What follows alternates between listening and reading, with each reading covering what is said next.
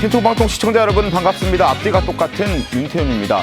재판소원법이 더불어민주당 주도로 어제 법사위를 통과했습니다. 대법원 확정 판결도 헌재로 가서 뒤집을 수 있게 된 건데요. 자, 야당의 의견은 물론이고 사법부의 반대 의견도 더불어민주당은 무시했습니다. 왜 이렇게 서두르는 걸까? 그리고 누구를 위한 법안인 걸까? 잠시 후에 이야기해드리겠습니다. 세상을 정독하는 신통방통 지금 바로 시작하겠습니다.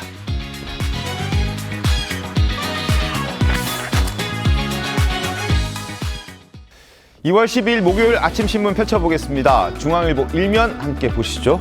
재판소원법 강행 초유의 4심제 현실화됐습니다.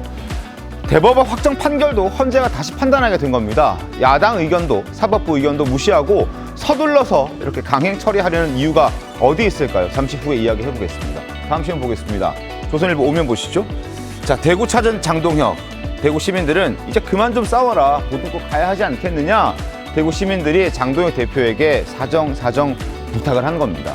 자, 싸늘했던 보수 텃밭 대구의 민심, 이 얘기를 들었던 장동혁 대표는 과연 무슨 생각을 했을까요? 어떤 마음의 변화가 생기긴 했을까요? 잠시 후에 얘기해보죠. 다음 시간 보겠습니다. 조선일보 1면 보겠습니다. 내 집 마련 부모 세대보다 14년 늦어졌답니다. 1990년대까지만 해도 30살 초반에는 내 집 마련이 가능했는데 이제는 40대 중반이 되어서야 겨우 내 집을 마련할 수 있다는 겁니다. 취업난으로 돈 벌기 시작하는 시기도 뒤로 밀리고 집값도 급등했는데 대출은 막혀 있으니 이러다가 환갑 때까지 내 집 마련 못하는 시대가 오는 건 아닌지 걱정스럽습니다. 다음 시간 보시죠. 마지막 한국일보 11면 보겠습니다. 고깃값, 떡값, 들썩, 한숨 커진 설 밥상. 이제 다음 주면 설인데요. 한우 가격 10% 오르고 삼겹살 12%, 떡도 5% 올랐다고 합니다. 설을 앞두고 지금 가계 부담이 늘어난 상황입니다. 아침 신문 살펴봤습니다. 본격적인 토론 시작하겠습니다.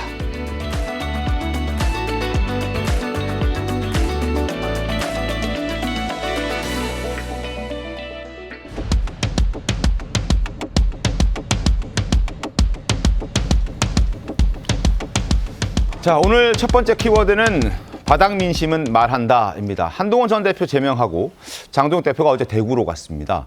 하지만 보수의 텃밭이라고 불리는 대구에서 마주한 민심은 예전 같지 않았습니다. 어떤 분위기였는지 영상 먼저 보시죠.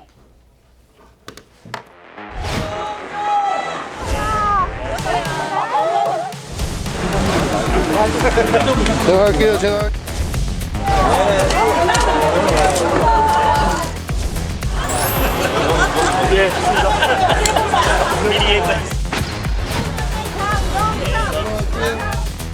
유독에 힘버리면 지방으로 드십니다.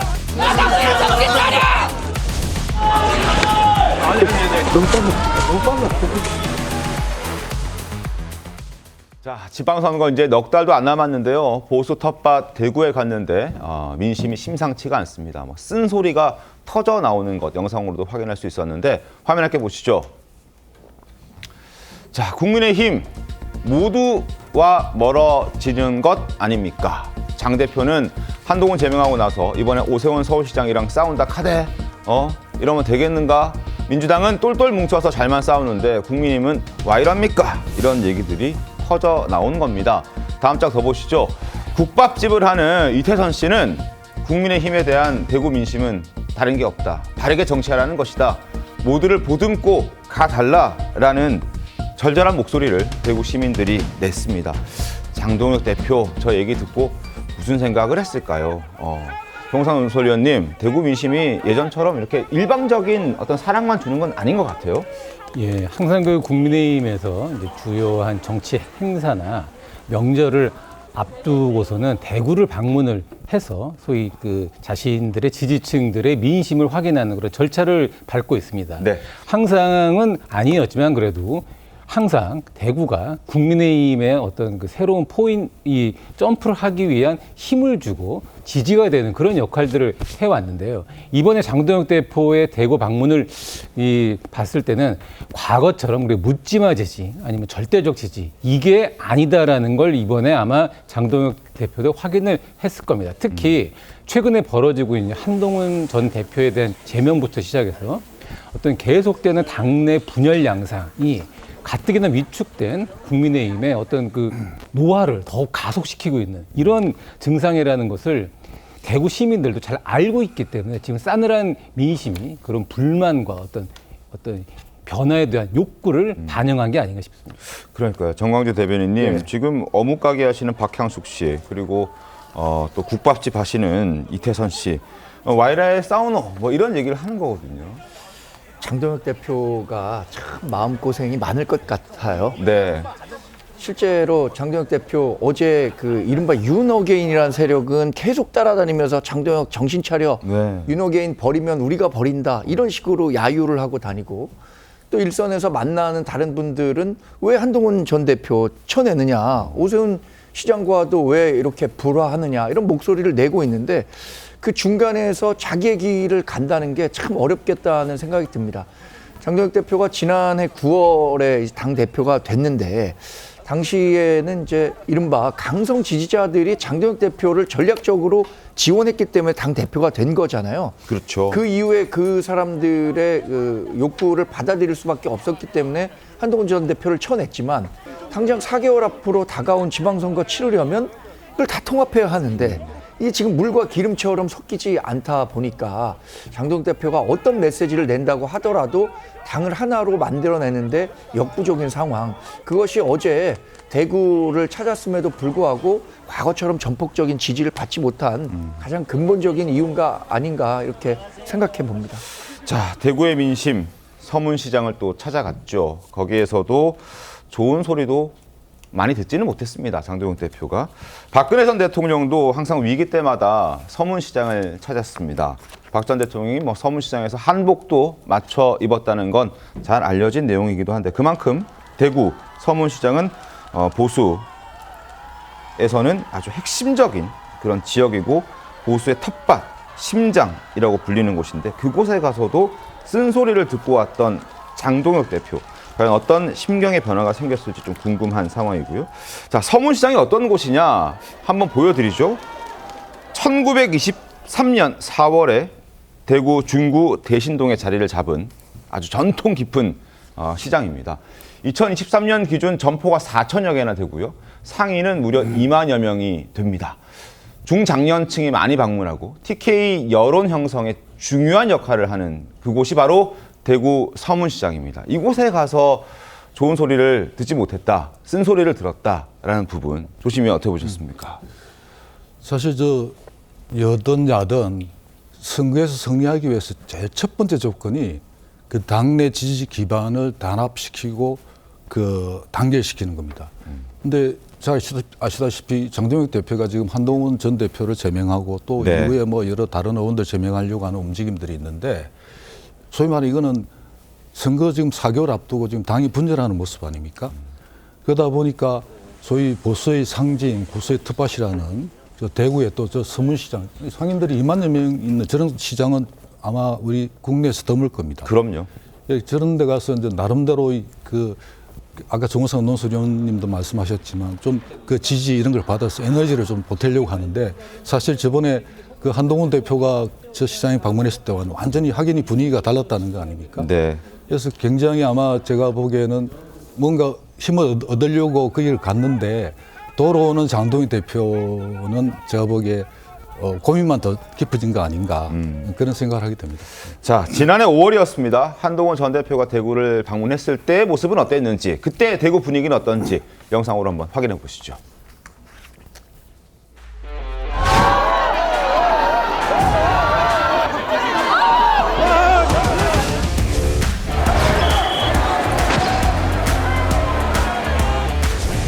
반드시 이기겠습니다.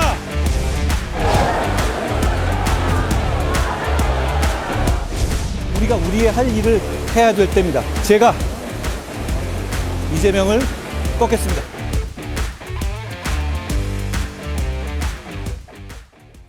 자, 한동훈 전 대표 제명 이후에 닭의 목을 비틀어도 새벽은 온다라는 YS의 명언을 소환하면서 제풀에 꺾이지 않을 것이다. 정치 재개의 뜻을 강하게 드러냈습니다. 한동훈 전 대표의 정치 복귀와 관련해서 여러 얘기가 나오면서 이 사람이 같이 소환되고 있습니다. 누굴까요? 영상 보시죠. 지난 25년간 몸담았던 정당을 떠나 대구 수성구 을지역구에 출마하고자 합니다.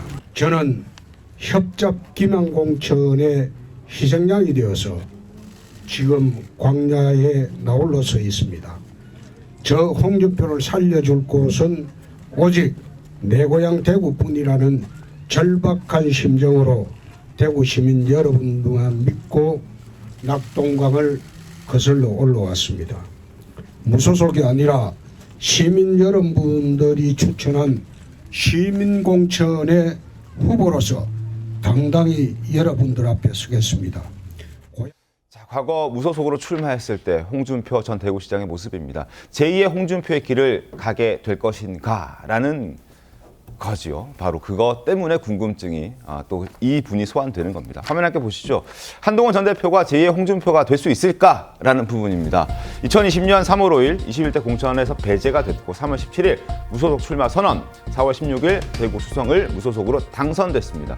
당시 38.51%를 득표해서 이인선 현재 이제 국민의힘 의원인데 35.77로 2위로 밀고 당선이 됐습니다. 자, 이 홍준표 무소속 당선을 한동훈 전 대표가 할 수 있을까라는 부분입니다. 정화대 대변인님, 예. 어때요?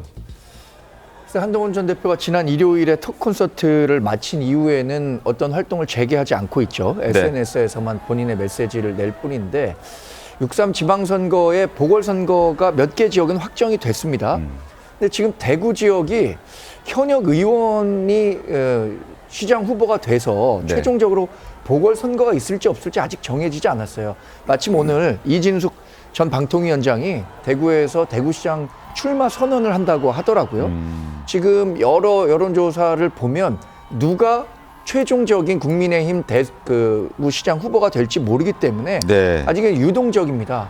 또 하나는 뭐 정치권에서 나오는 것은 부산 출마 이야기도 부산요? 나오잖아요. 부산은 뭐 전재수 민주당 의원이 자리를 비우는 부산 북갑에 재보궐선거가 발생할 가능성도 있다고 하니까 일단 지역은 대구나 부산으로 좀 좁혀진 게 아닌가 싶습니다. 좁혀졌습니까? 만약에 출마를 하게 된다면 네. 그런데 지금 말씀드린 것처럼 가정을 붙였잖아요. 만약이라고 붙였으니까 네.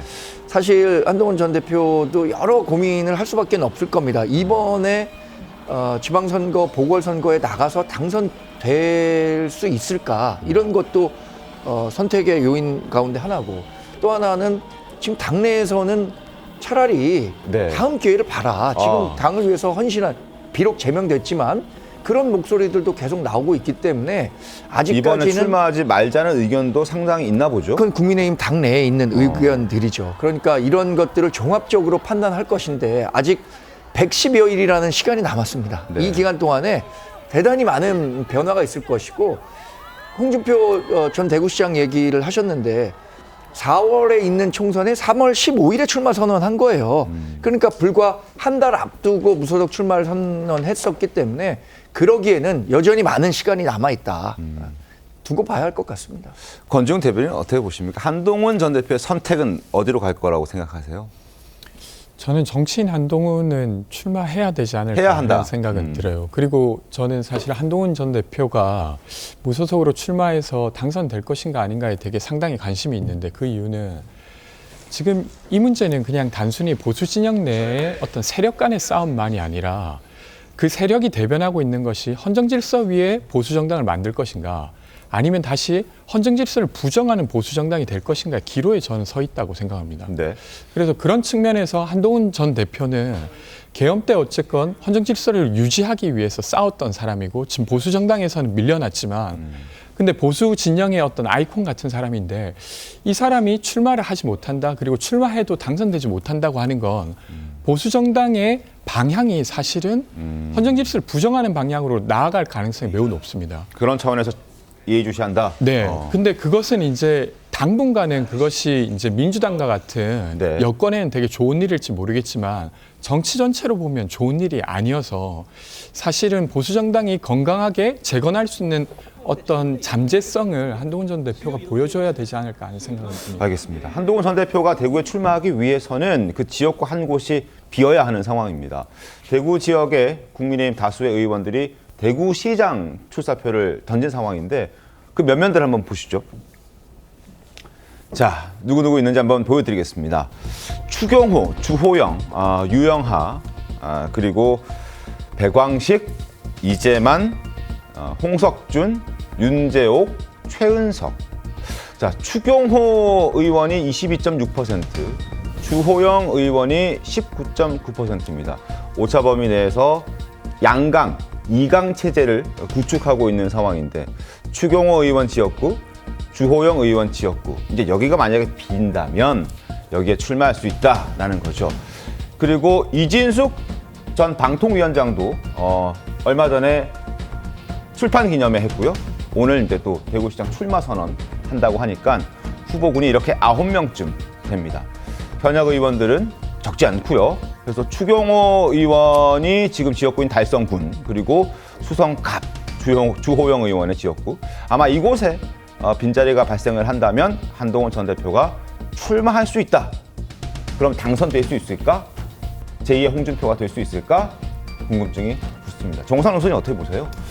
예, 지금 대구에 저렇게 국민의힘의 그 많은 후보들이 대구시장을 노리고 이제 출사표를 던지고 있는데, 물론 정치인으로서는 뭐 당연한 선택일 수가 있겠습니다. 그리고 네.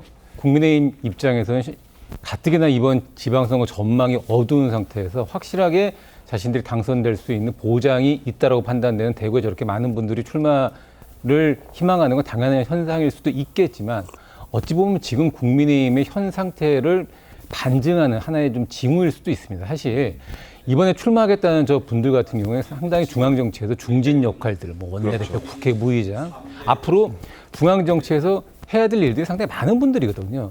저런 분들이 대구에서 갑자기 대구시장을 나가셔서 이제 정치 인생의 어떤 후반부는 대구시장으로 보내시겠다. 이거는 어떻게 보면 국민의힘이 확장하는 정당이 아니라 점점 축소하고 있는 정당이 아닌가. 점점 지지세를 확장시키지 못하고 자신들의 그냥 지지세에서 머무는 정체된 정당이 아닌가라는 그런 좀 불길한 징후를 보여주는 하나의 상황이 될 수도 있을 것 같습니다. 알겠습니다. 자, 빈자리에 누가 갈까? 자, 그래프 다시 한번 보여주실까요? 대구 지도를 한번 더 보여드리죠.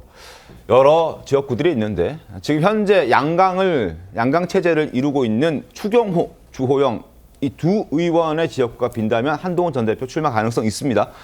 여기에 이제 한동훈 전 대표의 당선을 막기 위해서 또 국민의힘에서는 자객 공천한다는 얘기도 나오고 있어요. 정원대 대변인님 어떻습니까?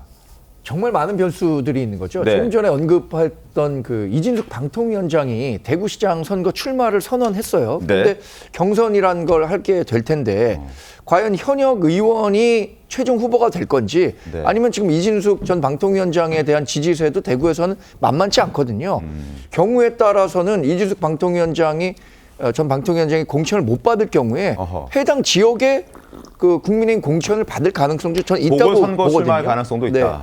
근데 이진숙 전 방통위원장 같은 경우에는 저는 이런 면에서 대구에선 경쟁력이 있다고 봅니다. 일단 이재명 정권으로부터 핍박받았다라고 대구 시민들 생각할 거예요. 초중고 대학교를 다 대구에서 다녔어요.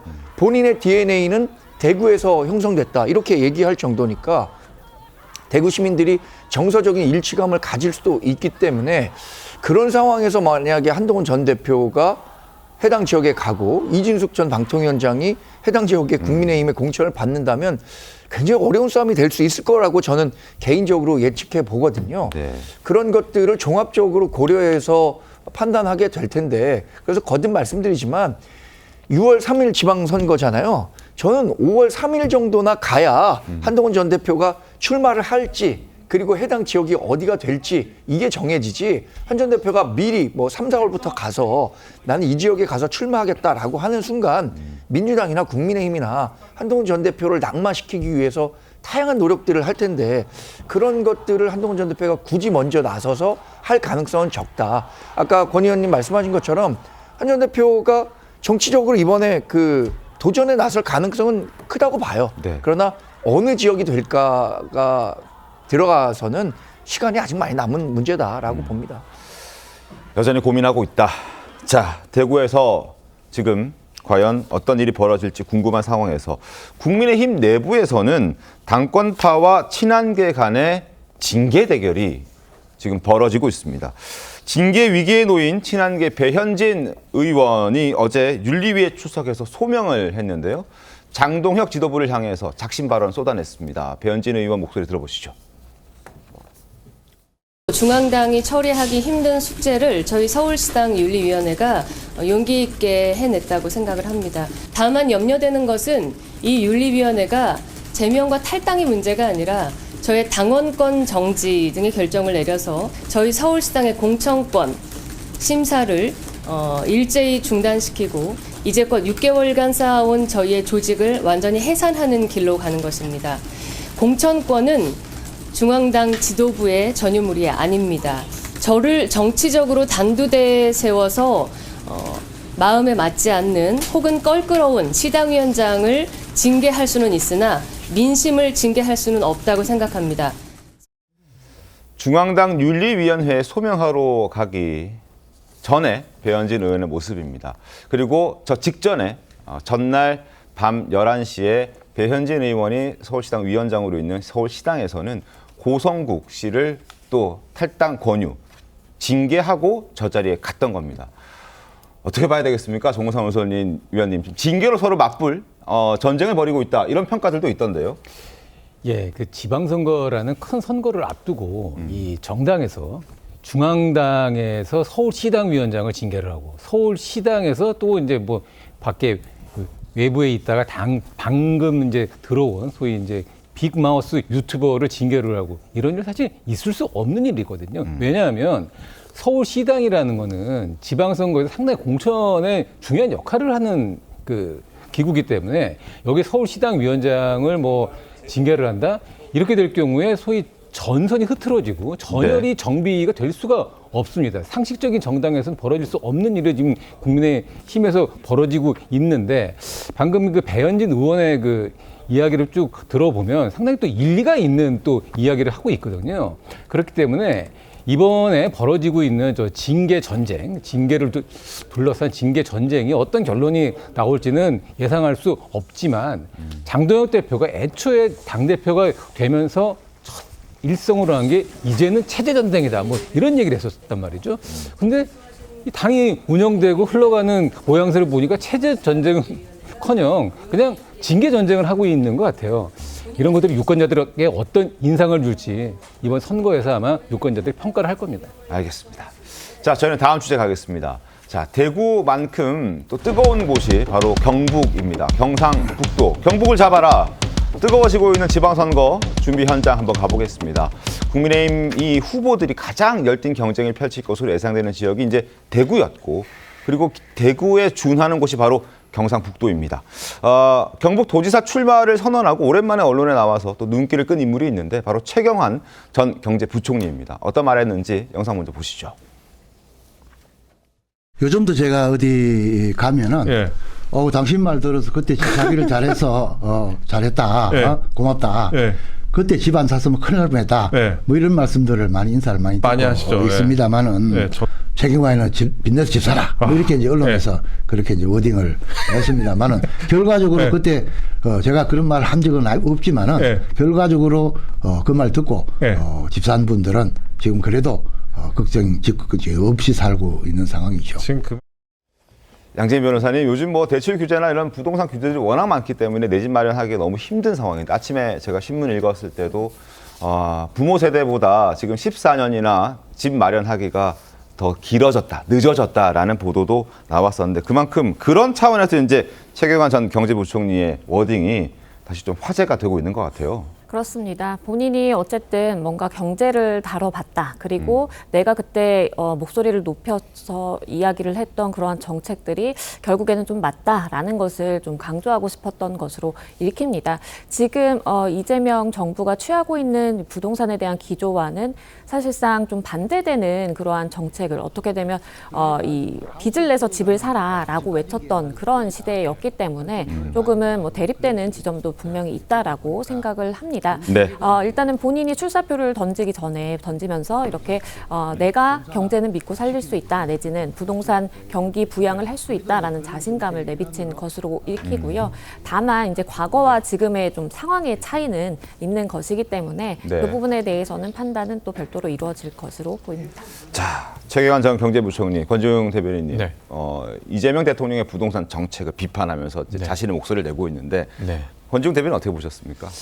아니, 물론 정치적으로 이용할 수는 있다고 생각하는데 상황이 너무 다르죠. 그러니까 최경환 부총리께서 장관을 하실 때는 주택 가격이 거의 7, 8년째 아무리 해도 안 올라올 때였습니다. 네. 그러니까 그거 경기 부양을 하고자 그리고 집값을 방어하고자 국가가 되게 나서서 대출 규제를 풀었던 시기고 그것이 이제 국가가 해야 할 일 중에 일부였다면 지금 그렇지 않지 않습니까? 너무 가격이 많이 오르고 있고 실제로 금융 규제를 하지 않고서는 더 많이 오른다는 걸 최근에 오세훈 시장이 토지거래 허가 구역을 잠깐 풀었다가 문제가 됐던 것도 있었지 않습니까? 그래서 네. 시기가 다른 것을 설명하면서 자신의 일을 이야기하는 게 사실 정치인으로서 해야 될 일이 아니었나 싶습니다. 알겠습니다. 자, 경북도지사 후보군은 어떻게 될까요? 화면 함께 보시죠. 자, 조금 전 영상 보여드렸던 최경환 전 경제부총리, 그리고 이강덕 포항시장, 그리고 김재원 국민의힘 최고위원, 이철우 경북도지사, 현역 도지사 3선 도전 의사를 밝혔습니다. 그리고 이미자 국민의힘 의원도 출마 가능성이 점쳐지고 있습니다. 자, 여론조사는 어떻게 될까요? 일단 이철우 현 경북도지사가 14%, 최경환 전 경제부총리가 9.3%, 김재원 최고가 7.5%, 이강덕 시장 5.2%, 이미자 의원 2.5%입니다. 자, 이철우 지사가 지금 앞서고 있는 상황인데 작년까지만 하더라도 항암 치료 때문에 출마 못할 수 있다, 정우선 의원님 그런 얘기들이 있었는데 이제는 건강 회복하고 3선 도전 의지를 밝혔습니다. 예, 이철우 지사의 3선 도전 여부가 이제 경북지사 선거에서의 가장 중요한 변수 중에 하나였는데 이철우 지사 본인이 이제 그 항암 치료가 끝났다, 이제 나는 건강해졌다 이렇게 이제 얘기를 하면서 3선 도전을 밝혔고요. 그렇기 때문에 이제 이철우 지사의 어떤 3선 도전은 이제 상수로서 자리를 잡게 됐고, 네. 그리고 거기에 지금 당 지도부에 있는 김재원, 그리고 그 이명박 박근혜 정부에서 주요 요직을 했던 최경환 장관 같은 이제 소위 빅샷들이 가세를 하면서 경북지사 선거가 일개 지방자치제의 선거이기는 하지만 지역이 갖고 있는 상징성, 그리고 국민의힘에서 경북이 갖고 있는 어떤 중요도, 이런 것 때문에 중앙정치에서도 상당히 주목을 받게 되는 선거가 된 거고요. 네. 더욱이 기존의 이 경북지사가 수성을 할 것이냐, 아니면은 이 소위 빅샷들이 도전을 해서 탈환할 것이냐, 네. 이 결과가 이번 지방선거에도 상당히 중요한 포인트 중에 하나가 될 것 같습니다. 경북지사 자리, 이철우 지금 현 시장이 출마를 하냐 못하냐 이 얘기가 있었는데 출마를 하는 걸로 결정하면서 또 다른 변수가 되고 있는 그런 상황입니다. 자, 지금 보신 후보들 저마다 선거 전략으로 앞세우고 있는 인물이 있습니다. 바로 박정희 전 대통령인데요. 지난해 박 전 대통령 탄생 80도를 기념하는 행사에서 박근혜 전 대통령이 참석했던 적이 있는데 두 전직 대통령의 모습 잠깐 보고 오겠습니다.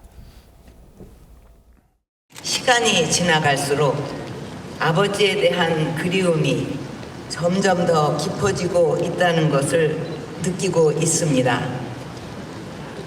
제가 기억하는 아버지는 늘 나라와 국민을 먼저 생각하고 걱정하셨던 분이셨습니다.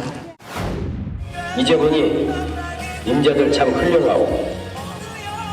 맨 땅뿐이던 이 땅이 오늘은 전자, 반도체, 방산, 첨단 산업으로 빛나고 문화의 힘까지 세상을 이끌고 있지 않소.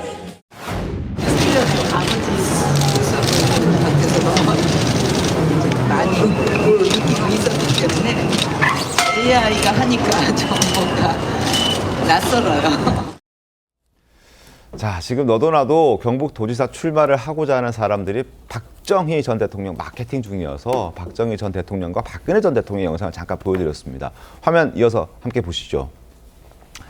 최경환 전 경제부총리, 박정희 전 대통령 생가에서 출마 선언을 했고요. 그리고 김재원 최고와 이강덕 시장은 제2의 박정희가 되겠다라고 선전포고한 상황입니다. 이철호 전 지사 역시 박정희가 물려주신 산업에 AI 로봇 산업의 길을 열겠다라면서 다시 한번 박정희 전 대통령이 소환됐던 겁니다. 박정희 향수가 먹혀들기 때문에 저런 얘기들을 하게 될 텐데요. 조심위원장께서는 어떻게 보셨습니까? 그래서 저 경북 지역에서는 그 박정희 전 대통령을 앞세우는 그런 선거 마케팅이 먹히겠죠. 그 박정희 대통령에 대한 국민 지지도도 전체적으로 전국적으로 봐도 이쪽 조사를 해보면 대개 노무현 전 대통령, 그 다음으로 박정희 대통령이 나오는데, 글쎄요, 이번에 우리 최경환 전 총리 같은 경우도 그렇고 다 김재원 최고위원도 그렇고 다들 저렇게 하기는 하는데, 저는 아까 말씀했었지만 최경환 전 부총리가 예전에 자기가 그 부동산 경기가 어려울 때 빚을 내서라도 집 사시오. 그러니까 결과적으로 그때 집 산 사람들이 자기한테 굉장히 고맙다 이렇게 이야기를 한다 그러지 않습니까? 근데 조금 지난 이야기지만 예전에 그 노무현 정부에서 그 부동산 정책을 사실상 대통령이 이건 실패했다고 자기가 판단하고 왜 실패했는가 해서 나름대로 그 실제로 실록 형태의 그 분석하는 책을 쓴 적이 있습니다. 그 중에 뭐냐면은 왜 우리나라 부동산, 그 당시 이제 책 이름이 부동산 40년인데, 대한민국 부동산 40년인데, 이 우리나라 부동산 정책의 실패의 원인들 중에 여러 가지가 있지만 아주 중요한 요인 중에 하나가 부동산을 경기 회복, 그러니까 경기 부양 차원으로 정책으로 썼을 때 이런 부동산 가격의 급등이라든지 가격 안정화가 실패하는 그런 거였거든요. 근데 실제로 부동산 가격이라는 게 갑자기 급등할 수도 있지만 아까 최경환 부총리가 강조했던 그런 식으로 집을 사고 이러면은 그게 몇 년 후에 아주 또 심각한 상황들이 벌어집니다. 그래서 그런 부분에서는 저는 좀 더 비판적인 시각을 갖고 있고요. 어쨌든 특히 이거 후보들이 박정희 전 대통령과 박근혜 전 대통령을 활용하는 거는 저는 인지상정이라고 봅니다. 알겠습니다. 자, 이강덕 수원시장은 이런 포스터도 만들었습니다. 화면 함께 볼까요? 자, 박정희 전 대통령을 떠오르게 하는 저런 사진을 만들었습니다. 지금 선거용 포스터로 활용하고 있는 건데 박정희 전 대통령의 어떤 시그니처 제스처를 지금 이강덕 시장이 똑같이 따라하는 모습이거든요. 양진 변호사님 어떻게 보셨어요? 그러니까 그 시대의 향수를 불러 일으키면서 나도 박정희 전 대통령처럼 이런 지도자가 될 수 있다, 그런 역할을 할 수 있다라는 것을 이제 강조를 하는 것 같습니다. 요즘에 이제 지역의 경제도 굉장히 어렵고 서민의 삶이 팍팍하다 보니까 그러한 뭔가 경제를 이끌어줄 리더를 찾는다라는 니즈를 파악해서인지 저렇게 좀 홍보에 이렇게 박 전 대통령을 이용을 하는 홍보를 하는 그런 모양으로 보이고요. 물론 선거철마다 사실 과거의 특정 인물이라든지 우리가 이렇게 존경하고 또 어떠한 팬층이라고 볼 수 있는 지지층이 있는 그러한 인물들이 소환이 되고는 하는데 이번 선거에서는 박정희 전 대통령과 누가 더 닮았나, 내가 얼마나 그런 역할을 좀 할 수 있나를 강조하는 그러한 모양새로 시작되는 것 같습니다. 네, 경북도지사 후보군들이 이렇게 박정희 전 대통령을 소환하면서 향수를 자극하는 건 그만한 이유가 있을 겁니다. 박 전 대통령이 국가 기관 사업이면 산업, 또 민생이면 민생, 어느 것 하나 놓치지 않았기 때문일 텐데 과거 구미를 찾아서 아주 구체적으로 지침을 내리는 모습도 화제입니다. 대한뉴스 준비했거든요. 영상 함께 보시죠. 박정희 대통령은 금오산에 올라 자연보호운동 실태를 살폈습니다. 금오산 도립공원 입구에 있는 채미정에서는 정화 완공된 시설들을 살펴보고 지금부터 관리를 잘해서 깨끗하게 보존하고 오래된 건물의 온돌방은 가끔 통풍을 시켜주라고 일렀습니다. 구미시 상모동 향리를 방문했는데 주민들 앞으로 다가선 박 대통령은 머리에 부스럼이 난 어린이를 쓰다듬으면서 수행한 주치의에게 약을 주도록 이르고 의료보호 대상자와 의료보험 가입자가 아닌 다른 사람들의 의료보호 문제를 연구해보라고 관계관에게 지시했습니다. 어느 것 하나 꼼꼼히 다 챙겼던 박정희 전 대통령의 상황을 보여드렸고, 그리고 박 전 대통령이 향수를 자극하고 있는 경북도지사 후보군들 다시 한번 보여드리겠습니다. 5명이 있습니다. 최경환, 이강덕, 김재원, 이철우, 이미자. 그리고 이들 중에서 특별한 인연이 있는 사람이 있습니다. 누굴까요? 영상으로 소개해드리겠습니다. 경북도지사 삼선들이면 다 꿈을 꾸죠. 어떤 분들은 뭐 꿈을 안 꾸시는 분도 계실 수도 있겠지만 저도 도지사 꿈이 있습니다. 다만 우리 이철우 지사님과 저는 사제지간이고 또 우리 경북 정서상 스승의 그림자는 밟지도 않는다라는 이런 분들도 있기 때문에 저로서는 상당히 고민이 많죠. 이철우 지사가 선생님 은사였다고요? 네네. 학교 다닐 때요? 예, 중학교 1학년 때 수학 선생님이셨습니다. 그래요? 아직 이미자 의원이 출마 선언을 하지 않은 이유가 그럼 이철우 지사, 과거 자신의 수학 선생님, 스승님 때문이다. 이렇게 해석이 되는데요, 정건희 대변인님? 예, 뭐 이미자 의원이 몇 차례 얘기를 했죠. 이철우 경북지사와의 인연에 대해서. 그리고 본인이 정말로 이철우 지사가 출마한다면 본인은 경북지사에 출마하지 않겠다는 뜻을 밝힌 것으로 알고 있습니다.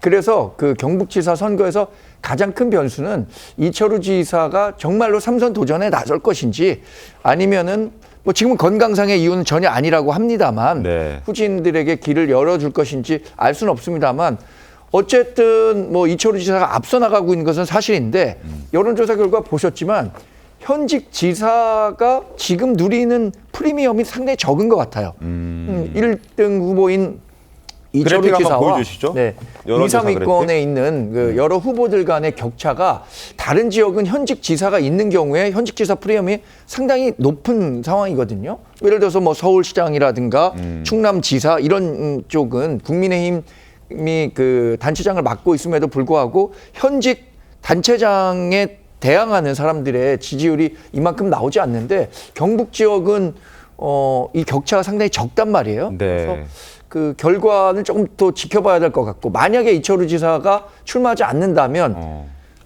누구를 밀어줄 것인가 이것도 굉장히 큰 변수가 되겠죠. 관전 포인트가 되겠네요. 지금 여론조사 그래픽 다시 한번 보여주시겠습니까? 이철우 현직 경북도지사가 14%, 최경환 전 경제부총리 9.3%, 김재원 최고 7.5%, 이강덕 시장 5.2%, 이미자 의원 2.5%입니다. 이미자 의원은 아직 출마 선언하지 않았고 다만 후보군에 있을 뿐이고 이철우 현직 시장이 출마 선언한 상태이고 나머지 의원 전현직 장관급들과 최고위원들 사이의 격차도 오차 범위 내에서 지금 박빙의 승부가 펼쳐져 있기 때문에 경북도지사 후보 과연 누가 될까 굉장히 궁금한 또 흥미로운 그런 상황입니다. 자, 경북도지사 얘기 짚어봐 드렸습니다. 저희는 다음 주제로 가겠습니다. 자, 이번 주제는 바로 산업화의 거인입니다. 삼성과 얘기를 좀 해볼게요. 삼성이 거둔 성공 신화만큼이나 늘 화제거리가 되는 게 삼성가와 연예계의 어떤 후문들입니다. 언제부터인지 모르겠지만 삼성가에서 매년 선대 회장의 생일이 되면은 유명 가수들을 초대해서 이제 파티를 열었다고 하는데 내로라는 당대 가수들이 이 생일 파티에 총 출동했다고 합니다. 화면을 잠깐 보겠습니다. 자, 지금 이제 심수봉 씨 얼굴이 나가고 있는데요. 심수봉 씨를 포함해서 주현미 씨, 김연자 씨, 아이돌 그룹이죠. 걸그룹 시스타까지도 행사에 많이 참여했다라는 얘기가 나오고 있습니다. 그런데 유일하게 이 삼성가의 초대를 거부한 사람이 있는데요. 누굴까? 궁금하시죠? 영상으로 만나보겠습니다.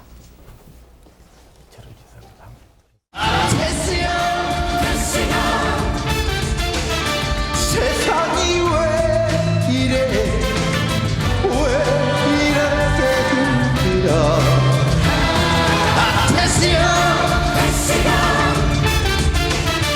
소크라테스양 사랑은 또 왜 이래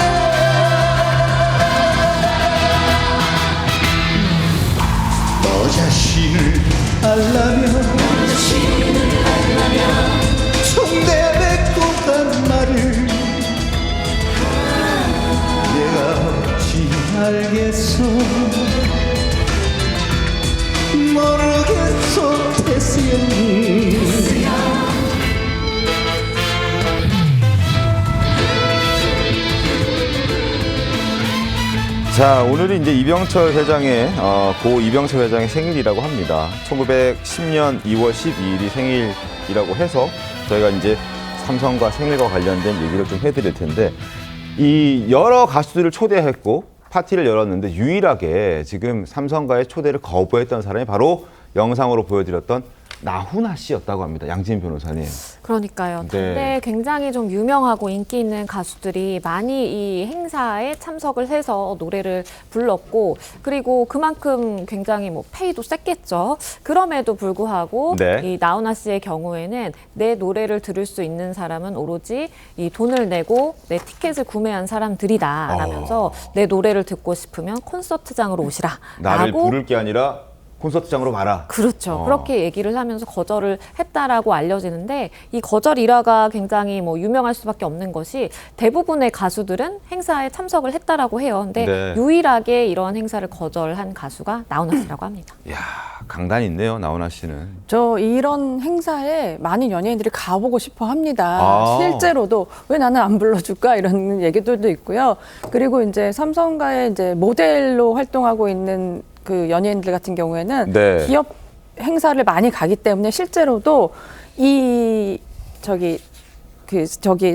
여기에 이제 초대가 돼서 가는 거죠. 뭐 생일 파티나 네, 이런 생일 파티에. 부분에. 그래서 시스타 같은 경우에도 저 너무 이상해서 알아봤더니 네. 당시에 모델이었다고 해요. 그래서 자연스럽게 가서 노래를 불렀다고 하는데요.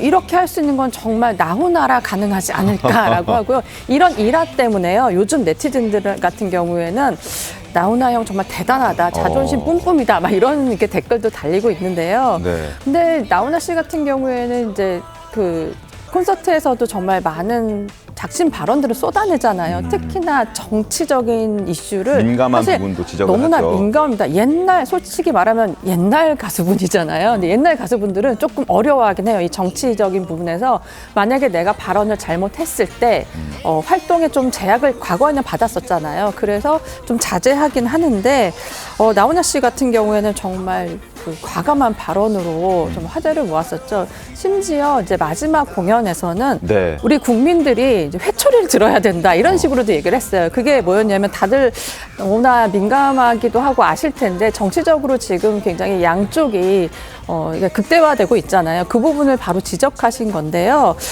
약간 소개를 드려도 될까요? 어떤 거죠? 네, 말씀하세요. 네. 네. 요즘 우리는 희한한 세상에 살고 있다라고 얘기를 했어요. 이건 정말 모두 다 공감을 하는 부분이잖아요. 네. 이쪽에서는 저쪽을 보고 말하고 그럼 너는 잘했냐라고 말한다라면서 서로 양쪽에 싸우고 있는 것을 분명하게 얘기를 합니다. 그러면서 나는 여러분이 회초리를 들어야 한다. 그리고 네. 감추어야 한다. 누구를 팰지 보여주지 않아야 한다면서 그래야 국민을 우습게 보지 않는다라고 정말 강력한 메시지를 전하셔서요. 그래서 나훈아 씨의 이 은퇴가 너무나 안타까운 겁니다. 다시 한번 또 콘서트를 통해서 이런 강력한 메시지 조금 기다리고 있습니다. 정관재 대변인님, 예. 나훈아 씨가 정치권을 향해서 참 희한한 세상에 우리는 살고 있다. 회초리 들어서 누구를 팰지 이것도 좀 알려야 한다. 그래야 국민 무시 못한다. 이런 얘기를 했어요. 저도 지난번 콘서트에 하신 말씀이 아주 오랫동안 네. 머릿속에 남아있게 되더라고요. 오른팔이 왼팔 보고 너는 잘했냐. 왼팔은 오른팔 보고 너는 잘했냐. 이런 요지의 말씀을 하셨는데 정치권에 들어와 보니까 친구 아니면 적이라는 사실이 너무나 명확해지더라고요. 과거에 비해서 정치권이 진영화가 굉장히 강화됐죠. 네. 그런 가운데 피아의 구분이 워낙 강해지다 보니까 과거 이 여야 관계에 있어서는 분명히 낮에는 뭐 이런 이견 차이로 좀 싸우기도 했지만 저녁엔 가서 소주 한 잔 먹으면서 그 이견을 좁혀가는 대화가 있었다고 하는데 요새는 그런 모습 찾아보기 어렵잖아요. 특히 최근에는 또 민주당 내, 국민의힘 내에서도 각각의 이유로 분열하고 있단 말이에요. 네. 내분 내용을 겪고 있는데 그 나훈아 씨가 했었던 이야기들이 일반 국민이 갖고 있는 정서와 크게 다르지 않을 겁니다. 그런 마음들을 좀 정치권에서 다시 한번 새기고 본인들의 문제에 대해서 먼저 한번 짚어보는 계기가 됐으면 하는 바람도 있습니다. 알겠습니다. 자, 나훈아 씨 이야기했고요. 삼성가 앞에서 유난히 또 당당했던 연예인들이 나훈아 씨 말고도 또 있었다고 합니다. 대한민국에서 모르는 사람이 없는 바로 국민 여배우인데요. 누굴지 영상으로 만나보시죠. 고별 방송. 고별 방송. 거기 강부자가 울어가지고 펑펑 우시고. 네. 우리가 청춘을 다 바쳤는데 갑자기 통폐합을 한다니까 눈물이 나올 수밖에. 생방송 하고 있는데 전화가 왔다고 받으라고 그래요, 나를. 그래서 받으니까 KBS 사장이래요. 나 KBS 사장이에요, 강부자 씨. 통폐합이 돼서 와도 강부자 씨는 하나도 걱정하지 말고 오세요. 아무 걱정하지 말고 오세요. 그랬거든요. 그랬는데 왔는데 웬걸 강부자 이름만 올라가면 다 자르는 거예요. 백지수표 받으신 적도 있지 않았어요? 백지수표는 무슨 얘기냐면 계약을 하고 계약을 위반할 때는 계약금의 3배를 물어야 되는 조항이 있어요. 전속제일 때. 전속제가. 근데 내가 한 달을 앞세워놓고 내가 나가버렸어요. 한 달을 남겨놓고. 그러니까 어느 날인가 김덕보 사장님이 사장실로 나를 오라고 새벽에 7시에 아 계약금 3배 물으라는 얘기인가 보다. 갔죠. 그랬더니 아 이 사람아 왜 그런 짓을 했는가. 얼마가 필요해서 그래. 하얀 종이를 내놓으시면서 여기다 적어봐. 난 그... 자, 언론 통폐합 과정을 이제 강부자 씨가 설명을 하는 과정에서 이병철 전 회장과 따로 인연이 생겼다라는 거거든요. 남현 기자, 어떤 일이었습니까? 네, 이병철 회장 같은 경우에는 뭐 연예인들한테도 관심이 많으셨고 그 당시에도 사실 이 연예인들과 다들 교류가 좀 있었기 때문인데요. 네, 강부자 씨 같은 경우에 지금 저렇게 얘기를 하는 상황이 과거에는 정말 있을 수 없는 사실이었죠. 발언을 하면 사실 방송 금지됐던 그런 시절인데, 네, 이런 게 다 지금 다 통폐합이 돼서 이제 다 자유롭게 출연할 수 있다라고 강부자 씨가 자연스럽게 얘기한 건데요. 백지수표를 받았던 거는 정말 좀 대단한 것 같고요. 그 당시에 뭐 얼마를 불렀다까지 금액을 말하진 않았잖아요. 근데 네. 과하게 요구한 것 같지는 않습니다. 네. 알겠습니다. 자, 저희는 다음 주제로 가겠습니다. 자, 이번 주제는 뭘까요? 지금은 밀라노에선. 자, 밀라노에서는 지금 동계올림픽이 한창 열리고 있죠. 우리 대한민국은 그제 스노보드 여자 빅에어 종목에서 고등학생 선수 유승은 선수가 깜짝 동메달을 땄습니다. 김상겸 선수의 은메달에 이어서 두 번째 메달입니다. 무서운 10대의 힘이죠. 이 메달 따기까지 얼마나 힘든 시간을 견뎠을까라는 얘기도 참 많습니다. 고생을 많이 했네요. 양지민 변호사님, 이 유승은 선수가. 그렇습니다. 왜냐하면 부상도 있었고요. 그러면서 운동선수에게는 부상이 있으면 사실 이제 회복하는데 워낙 오랜 시간이 걸리고 그러면서 기량도 떨어지다 보니까 이게 신체적인 부상뿐만 아니라 마음적인 고생도, 심적 고생도 굉장하더라고요. 네. 그럼에도 불구하고 저렇게 깜짝 동메달을 따낸 것이 너무나 대단하다라는 생각이 들고, 저도 이제 올림픽 경기 보면서 너무 이제 아쉬운 순간도 있고 그리고 아슬아슬한 그런 순간도 있는데, 보는 사람이 볼 때에도 굉장히 좀 시원시원하게 경기를 펼친 것 같아서 응원의 메시지를 보내고 싶습니다. 그렇군요. 손목에 철심을 넣고 극적으로 올림픽 출전권을 땄다는 유승은 선수의 이야기입니다. 한때 선수 생활도 그만둬야 했다는 얘기도 있어요, 남혜연 기자님. 네, 그러니까 이게 약간 스포츠 정신이라고 하잖아요. 근데 정말 힘들었던 순간에 이 올림픽 하나만 보고서 정말 열심히 운동을 한 건데요. 유승은 선수 같은 경우는 손목에 아직 흉터가 있다라고 하는데도 이제 이번에 메달을 딴 만큼 아마 뭐 계속 메달을 따더라고 막 우리가 강요할 수는 없긴 하겠지만 이게 약간 단초가 돼서 더 열심히 하는 계기가 되지 않을까 싶습니다. 네. 네. 자, 이번 동계올림픽 경기 못지않게 경쟁이 뜨거운 게 또 있는데요. 바로 올림픽 전통인 핀 트레이딩, 그러니까 배지 교환이라고 합니다. 배지 교환이 뭐 그렇게 인기인가요? 양지민 변호사님. 그러게요. 저도 뭐 이런 핀이 주렁주렁 달린 걸 보기는 했는데 네. 이걸 저는 사실 왜 모으나라는 생각을 했거든요.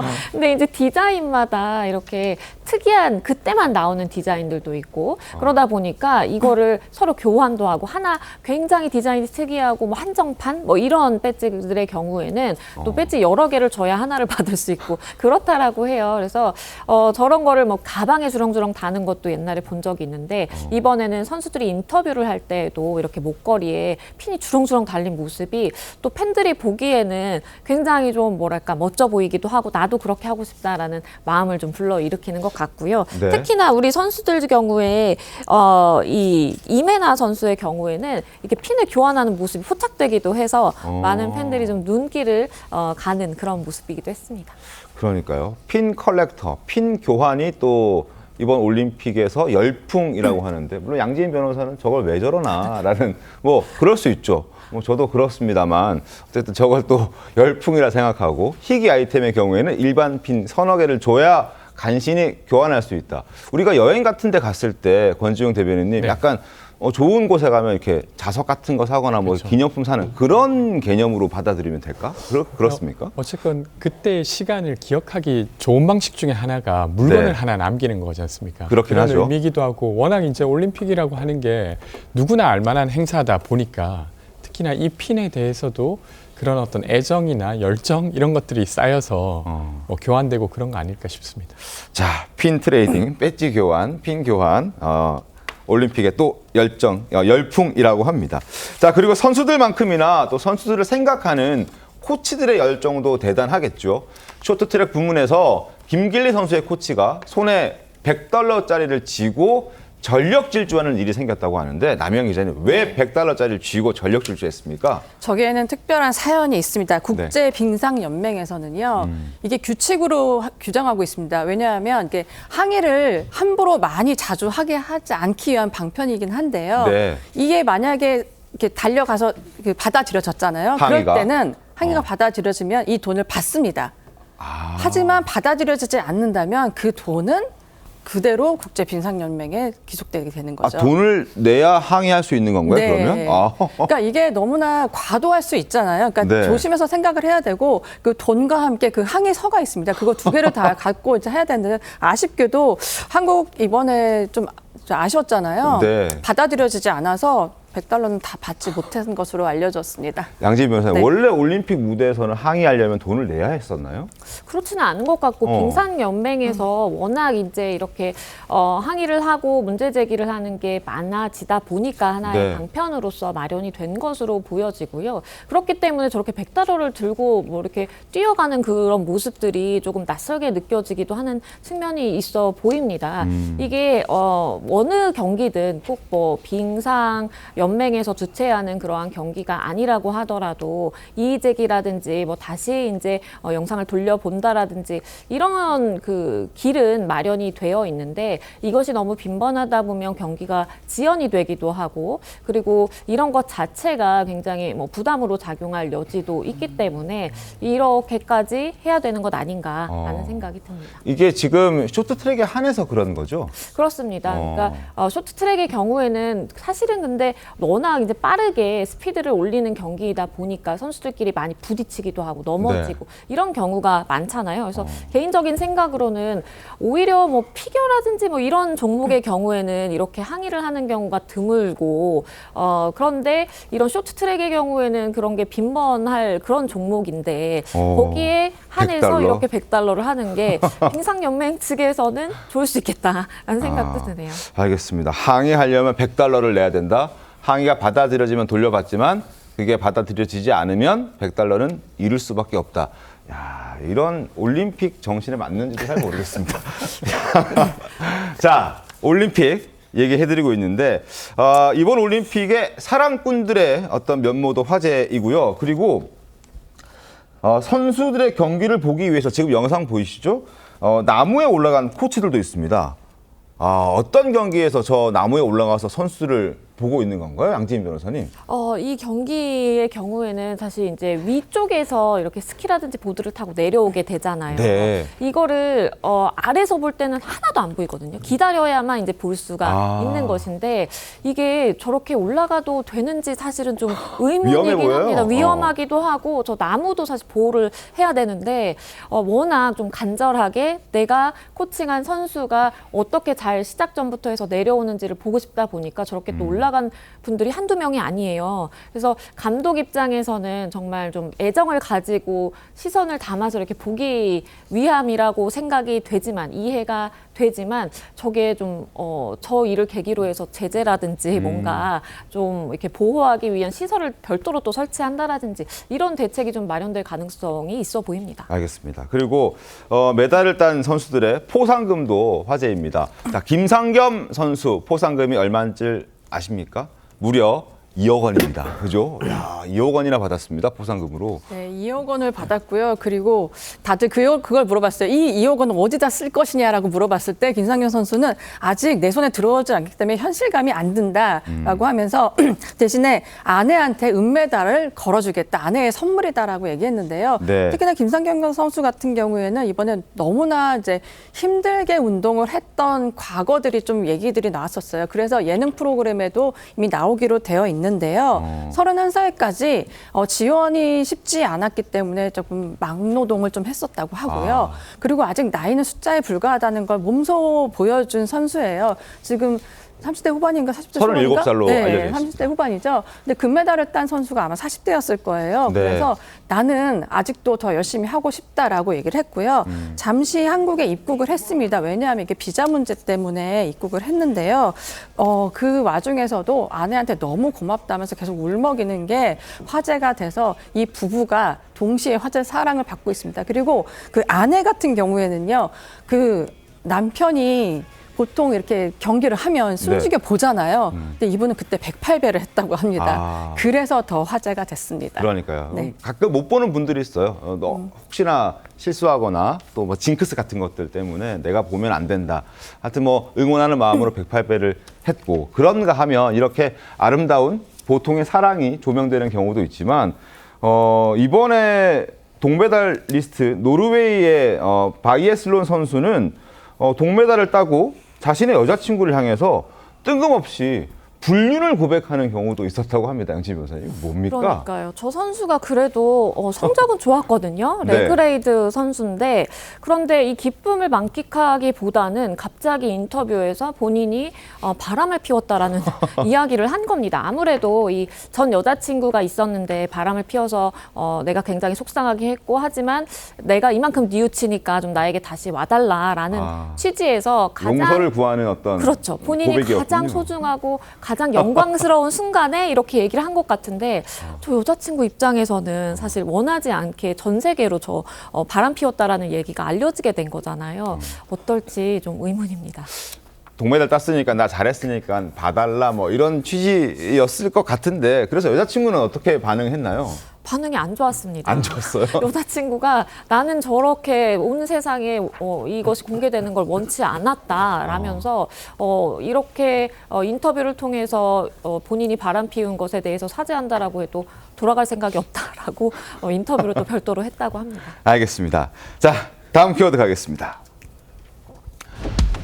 자, 아빠하고 나하고 트로트 가수 장윤정 씨 이야기인데요. 장윤정 씨가 사실 다 가졌다고 해도 과언이 아닐 만큼 남부러울 것 없는 삶을 살고 있잖아요. 물론 친정엄마와의 절연 과정은 있었습니다. 그러나 최근에 보도가 되고 있는 건 장윤정 씨가 친정아빠와 굉장히 잘 지낸다. 부녀 관계가 굉장히 좋다라는 소식이 전해져서 또 화제가 되고 있는데요. 영상부터 보겠습니다. 근데 우리 아빠가 어제 오셨거든? 아빠가 나는 팔순 잔치하지 마 이러시는 거야. 왜요? 했더니 대신 소원이 있대. 뭐냐 했더니 나랑 3박 4일이고 이렇게 국내 여행하고 싶대. 근데 우리 아빠가 내 음식은 좋아해.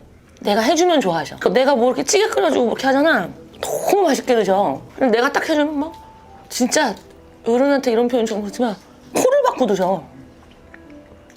하라는 얘기야. 근데 딱 그 얘기를 하시더라고. 한 3박 4일 정도 국내 여행하고 싶다. 언제세요? 아직 멀었지, 우리 아빠는. 우리 아빠 지금 지금 이제 74 되셨다. 젊어, 우리 아빠. 그래서 아빠가 적어놓고 있대. 그 찐인 거야. 자, 이 친정 엄마랑은 사이가 진짜 안 좋아서 이제 절연한 것까지는 저희가 다들 잘 알고 있는데, 그럼 아빠랑은 잘 지낼까 좀 궁금했었는데 네. 굉장히 잘 지낸다는 소식이죠, 그죠? 굉장히 잘 지내고 있고요. 친정 아빠뿐만이 아니라 시아버지, 시어머니랑도 너무나 잘 지내는 장윤정 씨입니다. 저 때 얘기할 때가 사실 그 시아버지 팔순 얘기하면서 나온 거였어요. 네. 당시에 이 장윤정 씨 시아버지 팔순이 사실 지난달이었거든요. 제가 그때 사실 통화를 했습니다. 잠깐 뭐 물어볼 게 있어서 연락을 했는데 지금 시아버지 팔순 잔치 중이라서 연락을 못 한다. 약간 이 얘기를 하더라고요. 근데 이제 시아버지 팔순 잔치에 장윤정 씨의 이제 아버지도 같이 함께 한 거죠. 근데 보니까 장윤정 씨 같은 경우에는 정말 열심히 가족들하고 잘 지내기를 바라고 있어요. 왜냐하면 어린 시절이 너무 힘들었고 가족이 다 뿔뿔이 흩어져 살았던 경험이 있어요. 그러니까 아버지가 사업에 실패를 해서 가족이 한 집에 살 수 없었던 상황인 거예요. 그런 상황도 있었군요. 네, 그래서 옥탑방에서 혼자 살고 있었고 심지어 대학교 때 같은 경우에는 본인이 돈이 없으니까 친구들이 돈을 모아서 장윤정 씨한테 주면서 생활비라 쓰라고 한 적도 있거든요. 야, 지금 장윤정 씨 생각하면 상상도 못할 일인데. 그래서 그 친구들을 절대 잊지 못한다고 합니다. 장윤정 씨 같은 경우는. 그런데 그런 아버지이기 때문에 지금 사실 아버지밖에 없잖아요. 그래서 아버지하고 너무 잘 지내고 있고요. 아까 영상에서 보셨다시피 아버지가 너무 장윤정 씨의 음식을 좋아한다고 해요. 물론 도경아 씨도 좋아합니다. 그런데 자주 해주고 있고요. 보니까 시어머니랑도 막 술안주를 같이 앞에다 놓으면서 맥주 한잔 하는 모습을 자주 공개하거든요. 정말 사랑받고 사랑하고 있는 장윤정 씨 같습니다.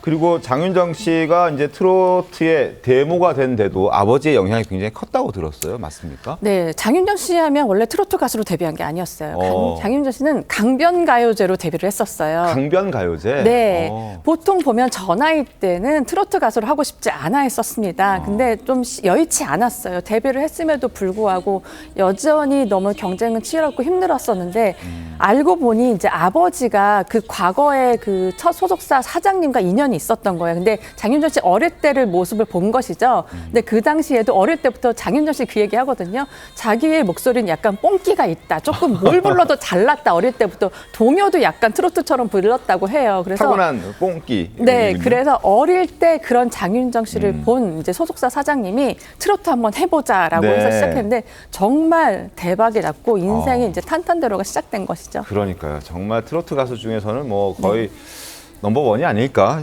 최근에. 물론 남자는 우리 또 임영웅 씨가 있긴 하지만. 자, 장윤정 씨에게는 여전히 친모와의 절연 갈등에서 깊은 상처로 남아있긴 합니다. 장윤정 씨, 가족과의 갈등으로 결혼을 망설일 때 팬에게 이런 조언을 한 바가 있다고 하는데 목소리 한번 들어볼까요? 어떤 얘기가 있는지? 아, 이거 내가 내 집안이 그래서 그런가? 왜냐면 나도 1대1로 보면 나도 내려앉을 이유가 없는데 괜히 그 집안 얘기만 나오면 혼자 움츠러드는 게 있어. 근데 상처를 주려 하지 않아도 혼자 상처받고 그거를 표시내지 않아도 위로받고 싶어 해. 그럼 자기 혼자 힘든 거야. 그래서 내가 연우한테 그런 얘기를 했어. 만약에 나 같은 마음을 갖고 오는 여자를 만난다. 그럼 내가 연우에 대한 교육을 엄청 시킬 것 같아. 되게 노력해야 된다라는 걸. 왜냐면 사랑만으로 안 되는 그 상처가 있어. 되게 큰 날개를 가진 새가 돼야 되는데. 자, 가족에게서 받은 상처 아무리 뭐 다 가진 장윤정 씨라 해도 회복하기 좀 힘든 상황인 것 같아요. 정우상 위원님. 예, 그렇습니다. 이 가족 관계가 틀어지는 경우에 10중 8구는 결국 돈 문제거든요. 네. 장윤정 씨 같은 경우도 부모님, 특히 이제 어머님과 동생과 이제 이렇게 절연까지 가게 되는 거는 어떤 이제 돈을 둘러싼 갈등이 있었던 거고, 뭐 장윤정 씨는 아니지만 최근에 박성호 씨 같은 경우도 이제 어머님, 형제 이 간에 또 돈 문제가 있었는데 결국 우리가 이제 가족이라고 하는 틀이 되게 어떤 정으로 막 뭉쳐지고 어떤 생활 공동체이면서도 경제 공동체이기도 하기 때문에 그리고 돈 피냐 돈이냐 뭐 이런 선택의 순간에 왔을 때 이 가족 관계가 더 뭉쳐지거나 아니면 저렇게 해체되거나 이런 경우가 있기 때문에 저는 장윤정 씨의 모친과의 절연 문제를 보면서 가족, 혈연, 돈 이 문제의 어떤 상관관계에 대해서 다시 한번 생각해 보게 되는 것 같습니다. 알겠습니다. 자, 다음 주제로 가겠습니다. 자, 이번 주제 쳐다보는 이유입니다. 누굴 쳐다보는 이유일까? 80년대 CF 요정이었죠. 그녀의 얼굴이 너무 예뻐서 TV에서 눈을 뗄 수 없었다는 바로 서정희 씨 이야기입니다. 최근 건강 문제로 마음고생을 꽤나 했다고 하는데 그녀의 근황을 영상으로 먼저 만나보겠습니다. 서정희 씨도 한때 몸속 관리에 실패하시면서 약간 많은 건강의 위기를 겪으셨다고. 네, 그렇죠. 제가 한 2년 정도를 유방암 투병을 하면서 정말 심각한 상태까지 갔고 정말 살고 싶지 않았죠. 가슴을 완전 절제해버린 거예요. 그러니까 이 충격이 워낙 큰데 그 충격은 이제 그냥 암으로 받아들였어요. 제가 이게 굉장히 위기감이 생긴 거예요. 그래서 남들보다 더 안 하던 운동, 제가 57에 발레를 처음 시작했고요. 50만 넘어도 뭐 배우는 거, 새로 시작하는 거 되게 겁나거든요. 다시 태어난 것 같다. 그런 말도 많이 했고 나는 이제 20살이다. 자, 과거를 기억하십니까? 청순하고 아기같이 예쁜 얼굴로 주목받았던 서정희 씨. 한때 CF 퀸이었죠? 남현 기자님. 네, 과거에 지금의 김연아 씨와 장원영 씨가 있다면 그 정도로? 예전에는 서정희 씨였습니다. 서정희 씨는 뭐 제과 CF를 1년 동안 했었는데요. 근데 1년 계약을 했는데 도중에 임신이 된 거죠.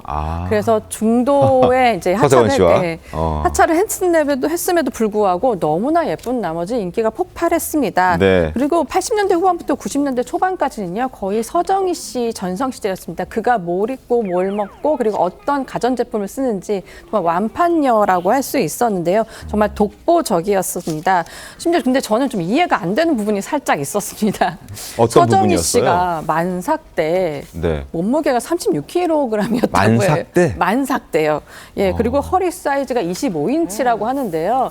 이건 사람의 몸이라기보다는 약간 서정희 씨가 타고난 그 유전자라고 생각하는데요. 네. 정말 이게 믿기지가 않는데 그래서 지금도 이렇게 예쁜 몸매를 물론 노력을 하신다고 하는데요. 네. 타고난 건 이길 수 없는 것 같다는 약간 느낌을 지울 수가 없습니다. 만삭 때 36kg, 허리 25인치. 네. 뭐 지금도 유지하고 있는 것 같은데. 네, 거기다가 이제 단아한 외모였잖아요. 맞아요. 거기에 이제 가정주부, 너무나 현명한 가정주부라는 인식이 딱 있었기 때문에요. 너무나 전 국민들에게 사랑을 많이 받았었죠. 네. 자, 이런 서정희 씨도 유방암 수술 이후에 본인에게 굉장한 충격을 또 받았다고 합니다. 서정희 씨, 예나 지금이나 이곳에 가면 만날 수 있다고 하는데 그곳은 과연 어디일지 영상으로 만나보시죠. 한 20년 전에 그야말로 이제 홀다닥 벗고 목욕탕에서 목욕하다가 거기 연예인들이 굉장히 많이 오는 그 사우나였어요. 조그마한데 그 연예인들 중에서도 연예인들끼리 서정희 왔어, 서정희. 그래서 왜 서정희 왔어? 그러니까 빨리 가서 얼굴 한번 보려고 서정희 왔어, 서정희. 이게 일이었어요. 그때 보고 지금 보니까 그때나 지금이나 똑같네요. 감사합니다. 서정희 씨가 양재인 변호사님 연예인의 연예인이었군요.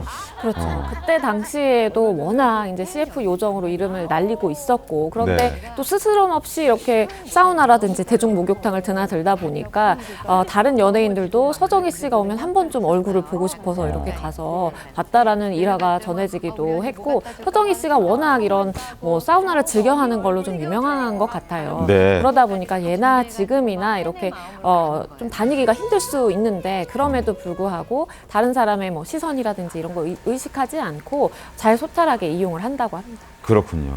자, 앞서 남현 기자께서 서정희 씨의 몸무게를 얘기했고 만삭 때 36kg 그리고 허리 사이즈는 25인치. 근데 몸무게가 크게 변화가 없었던 것 같아요. 지금까지도.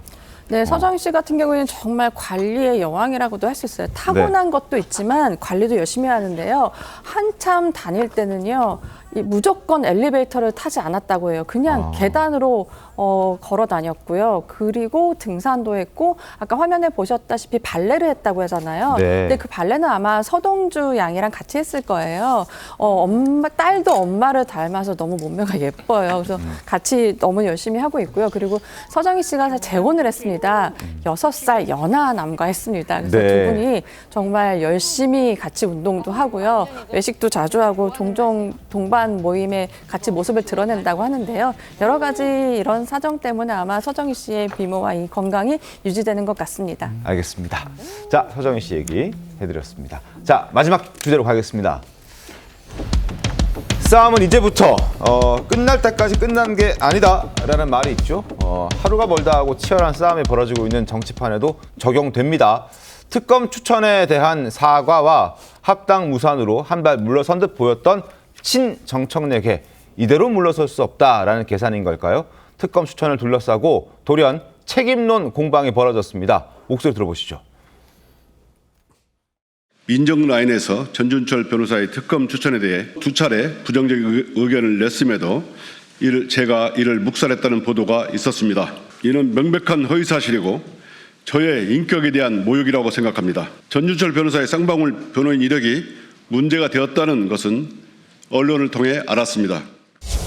전 변호사가 본인들은 문제없다고 생각해도 걸러냈어야 하는 건 청와대 민정이 했어야 하는 일입니다. 왜냐하면 이게 권력 투쟁의 연장이라서 그래요. 지도부의 실수를 마침 잘 됐다며 권력 투쟁의 소재로 이용한 거예요.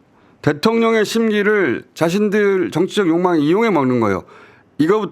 여기서부터는 반칙이라는 거예요. 자, 지금 언론 보도를 통해서 지금 막 나오고 있는 부분들이 있죠.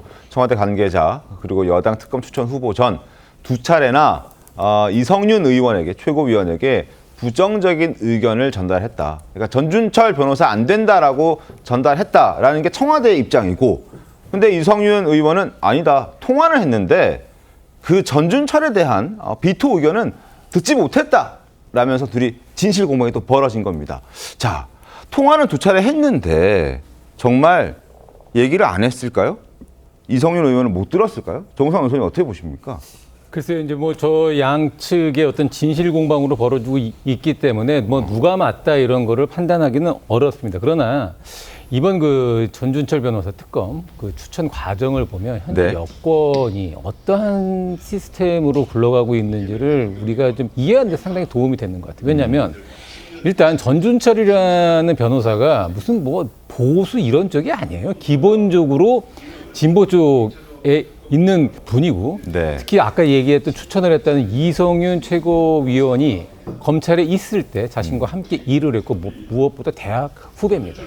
그렇기 때문에 어떻게 보면 이 특검의 적정성 여부를 따지는 게 아니고 이성윤 최고위원과 가깝기 때문에 추천을 한 것 같아요. 근데 이 과정에서 그러면 이분이 과거에 김성태 전 회장 변호인을 했었느냐를 이성윤 씨가 알았냐, 정청래 대표가 알았냐, 이건 솔직히 잘 판단하지 못하겠습니다. 만약에 알고도 추천했다면 이거는 정말 대통령 입장에서 매우 불쾌한 일이고, 네. 모르고 추천했다?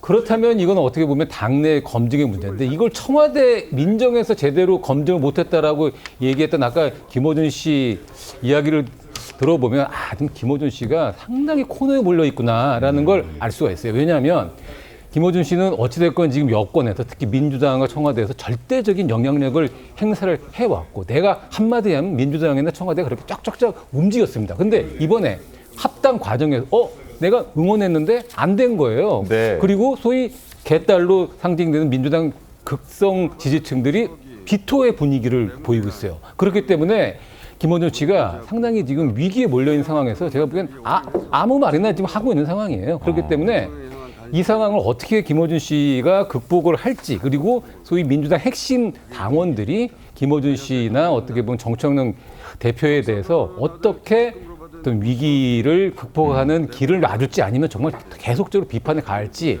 정말 재미있는 포인트 중에 하나가 될 것 같습니다. 알겠습니다. 정우상 논설위원의 개인 의견 들어봤고요.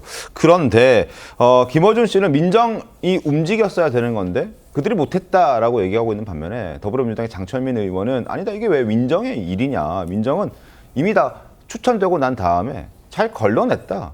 잘 한 거다. 라면서 또 부딪히고 있습니다. 조심 위원님 어떻게 보십니까? 저도 이 특검 추천 관련해서 민정에서 뭐 적극적으로 뭐 이렇게 사전에 검증을 한다든지 그런 건 논리적으로 좀 맞지 않고요. 정청래 대표께서도 당에서 인사 검증을 실패했다. 그래서 대통령이 누를 끼친 것에 대해서 사과를 했고 이 부분은 이미 이제 이렇게 공방할 문제는 아니고 또 청와대에서도 어제 강훈식 비서실장께서 뭐 대통령께서 갱노했다는 그런 보도가 있었는데 사실이 아니다. 그래서 지금 이렇게 뭐 지금 친노 유튜브들 사이에서 이렇게 공방이 벌어지는데 이게 그렇게 갈 일인지 저는 하여튼 뭐 일단은 된 문제다 이렇게 생각합니다. 알겠습니다. 자, 합당 무산 이후에 친여 유튜버들 간의 분열 양상도 눈길을 끌고 있습니다. 화면 함께 볼까요? 자, 열린 공감 TV가 이런 얘기했습니다. 김어준, 유시민과 함께 윤석열 내외와 식사했다는 제보를 받았다. 그러니까 김어준 씨가 유시민과 함께, 유시민 전 장관과 함께 윤석열 전 대통령 내외와 함께 식사했다는 제보를 받았다. 아, 무슨 소리냐? 누군가 거짓말을 만들어서 지금 뿌리고 있다. 찾아내면 공개하겠다. 고소를 예고하고 있습니다. 자, 친여 유튜버들 간에도 지금 분열이 발생했어요, 정건희 대변인. 이제 본격적인 좌파 진영의 분화가 시작됐다고 봅니다. 이재명 대통령 취임한 지 8개월밖에 되진 않았지만 당권을 둘러싼 뭐 분쟁 한 차례 있었던 거잖아요. 네. 이게 잠시 멈춘 것이지 이제 앞으로 다가오는 8월 전당대회를 앞두고는 더 큰 전쟁이 펼쳐지게 될 겁니다. 근데 지금 정우성 의원님 말씀하셨지만 김어준 씨가 좌파 진영에서는 대표적인 스피커였습니다. 정말로 민주당에서 공천을 받겠다고 하는 사람들은 김어준 씨가 하는 유튜브에 나가서 시킨 대로 다 했어요. 심지어 절까지 하지 않았습니까? 그런데 지금 그 김어준 씨가 갖고 있는 영향력이 점차 줄어들면서 다른 목소리를 내는 사람들이 김어준 씨를 공격하기 시작했다고 봅니다. 최근에 또 뭐 매불이라고 하는 다른 유튜버도 사실 그 민주당 지지자들 사이에서 굉장히 큰 그 논란을 낳고 있거든요. 결국에는 과거 민주당의 주류라고 생각했었던 86세대 그룹과 지금 정권을 갖고 있는 이재명 대통령을 중심으로 한 뭐 전문가 그룹, 외부에서 들어온 세력, 이게 본격적으로 충돌하고 있다라고밖에 볼 수 없을 것 같고, 이재명 대통령이 당을 장악했었을 때는 당이 일사불란하게 움직였어요. 그런데 이재명 대통령이 대통령으로 가면서 그 당과 운영 방침과 관련해서 지나치게 목소리를 내면 당무 개입이라는 비판을 받을 수밖에 없기 때문에 당의 권력 공백기가 생긴 거거든요. 그 공백을 두고 본격적인 권력 투쟁 시작됐다고 보고, 저는 이게 이대로 끝날 사안은 아니라고 생각합니다. 지금 제목으로 끝날 때까지 끝난 게 아니다라고 말씀하셨는데 정청래 민주당 대표의 마음가짐이 바로 저 한 문장에 녹아 있을 거다. 저는 그렇게 봅니다. 이제부터 시작이다. 싸움은 이제부터 시작이다. 끝날 때까지 끝나는 게 아니다. 향후도 폭발할 가능성도 남아있지 않습니까, 권지웅 대변인님? 물론 이제 이게 폭발한다기보다는 이어질 가능성이 있습니다. 왜 그러냐면 이제 8월에 이제 전당대회가 있기 때문에 그래서 이제 막후에서 이런 갈등이나 견제 등이 있을 거라고는 생각하는데, 근데 돌아보면 사실은 관련한 문제들을 잘 해결해 왔지 않습니까? 합당 관련해서도 상당한 논란이 있었지만 봉합을 잘 했고, 특검 추천도 사실 큰 문제 없이 다 정리가 됐습니다. 그래서 사실은 당내에서 이견이 분출되고 있지만 그것을 잘 정리해가고 있는 그런 모습을 보이고 있지 않나 싶습니다. 알겠습니다. 지켜보죠. 자, 이런 가운데 어제 여당 주도로, 민주당 주도로 재판소원법이 법사위를 통과했습니다. 국민의힘에서는 민주당이 결국 이 사건을 무죄로 만들기 위한 목적이다 라고 얘기하고 있습니다. 어떤 사건을 무죄로 만들기 위한 걸까요? 영상 한번 보겠습니다. 다수 의견에 따라 다음과 같이 판결합니다. 원심 판결을 파기하고 사건을 서울 고등법원에 완송한다. 글쎄, 제가 생각했던 것과 전혀 다른 방향의 판결인데, 정치는 결국 국민이 하는 것입니다. 국민의 뜻을 따라야 되겠죠. 뭘 하라고요? 조희대 탄핵시켜주세요. 당에서 잘 알아나겠죠. 자, 공직선거법. 조희대 대법원장의 대법원이 지금 유죄 취지로 고등법원에 파기환송한 이거를 무죄로 만들기 위해서 지금 재판소원법을 법사위에서 더불어민주당이 주도로 통과시켰다라고 지금 목소리를 국민의힘에서 내고 있습니다. 정상훈 의원님 어떻게 보십니까? 예, 이게 상당히 논란의 법안이 2개가 이제 어제 법사위에서 통과가 됐는데 이제 뭐 법조인 분들도 계시지만 실제 재판소원법이라는 건 뭐냐면 대법원에서 우리는 이제 보통 3심에서 대법원에서 판결이 나면 이게 끝난다라고 생각을 하는 게 헌법에도 그렇게 나와 있고 보통 사람들이 생각을 하는 겁니다. 근데 이 재판 결과가 헌법에 맞느냐 다시 한번 좀 판단을 구하고 싶다라는 길을 트어놓은 거예요. 그렇기 때문에 뭐 저거 복잡하게 재판소원이라고 얘기하지만 사실상 이제 대한민국 그 재판 체계가 기존의 3심제에서 4심제로 엄청난 변화를 갖게 되는 하나의 이제 이 사법 체계의 변화인데 과연 저 법을 그럼 왜 지금 통과를 시켜야 되느냐? 왜 하는 걸까? 이미 이재명 대통령이 대통령 당선 전이지만 선거법 그 사건에 대해서 대법원이 유죄 취지로 파기환송을 했습니다. 즉 유죄라는 얘기죠.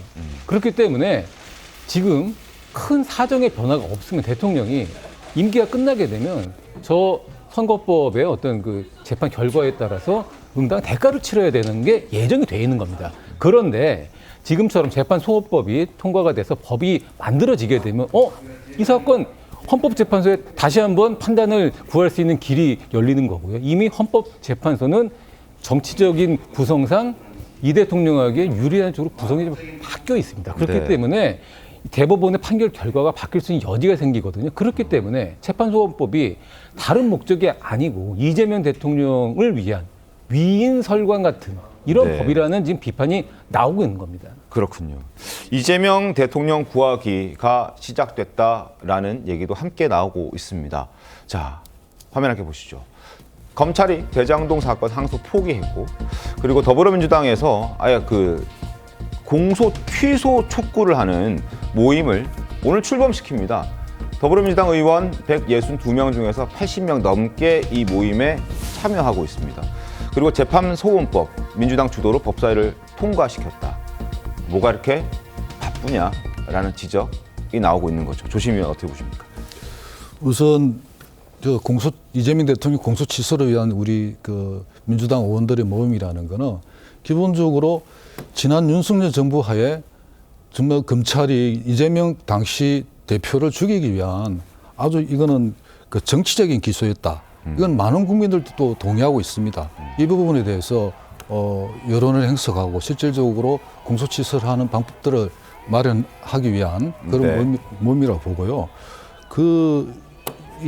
지금 이 모임도 아까 우리 앞에 있었던 재판소원이라든지 대법원 인원 증원이라는 문제라든지 같은 차원에서 사법개혁의 한 차원으로 저는 이해하고 있습니다. 정말 어떻습니까? 근데 민주당이 기가 막히게 이재명 대통령을 위한 법안을 잘 만들어내는 것 같아요. 민생 법안 처리 못한다고, 그리고 국정 동력을 충분히 뒷받침하지 못하고 있다. 국회가 입법을 안 하고 있다라고 얘기하고 있는데 이런 정쟁 법안에 대해서는 일사천리로 하고 있거든요. 그 의도에 대한 순수성 이런 부분들에 대한 목소리, 비판의 목소리는 커질 수밖에 없다고 생각합니다. 알겠습니다. 시청자 여러분 어떻게 생각하십니까? 저는 광고 후에 돌아오겠습니다. 자, 오늘 앵커의 한마디는 자존입니다. 아무리 자본주의 사회를 하더라도 돈만 가지고 안 되는 게 있죠. 큰 돈을 제시하는 재벌 회장님에게도 나를 보려면 내 공연장으로 와라. 이런 자존심까지는 돈으로 살 수 없는 것 같습니다. 자, 오늘 신통방송 여기까지입니다. 저는 내일 아침 8시 50분에 다시 인사드리겠습니다. 고맙습니다.